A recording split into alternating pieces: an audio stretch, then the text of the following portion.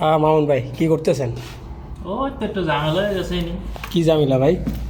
ঝামেলা হয়েছে, মেরো না। ঝামেলা হয়েছে যে আমরা যে এই কেবলটা হ্যাঁ মাপ রাখছিলাম, এটার হিসাবে আমরা হুম, মানে পরবর্তী কি করছে এরা, এই যারা পরে দরজা লাগাইছে আয়া, হুম, দরজা লাগাইতে গিয়ে একটু বেজাল করে লাগছে। বেজালটা হয়েছে কি, ওরা এই যে গলিটা হুম, হুম। সেন্টার করে নেয়। আচ্ছা সেন্টার ছাড়া ওরা দরজাটা অন্য সিস্টেমে বানানো কথা বানানো হয়েছে যে আমরা যে কেবলটা প্রথম আমরা উঠে রাখছিলাম, হ্যাঁ ওই হাদিতের বরাবর কেবলটা কেবলটা পরে না। মানে এই কেবলটা আপনার আগে ছিল এখানে, আগে এই যে এখানে মাগাজে ছিল।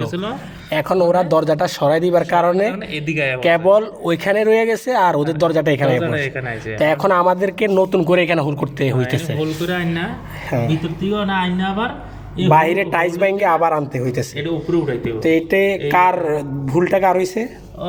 যারা দরজা লাগাইছে তাকে হয়েছে ভুল। আর যদি এখানে একটা যদি আপনার এই হাদিদের দরজা এটা যদি না থাকে একটা এই পর্যন্ত যদি তাবুক থাকতো, তাবুক থাকলে খাইলে তাবুকের মধ্যে আমরা উঠে রাখতে পারতাম। রাখতে পারতাম। এখন হয়েছে ওই পাশে হয়েছে আপনার পিলার, এই কারণে আমরা ওই পাশে উঠাইতে পারিনি।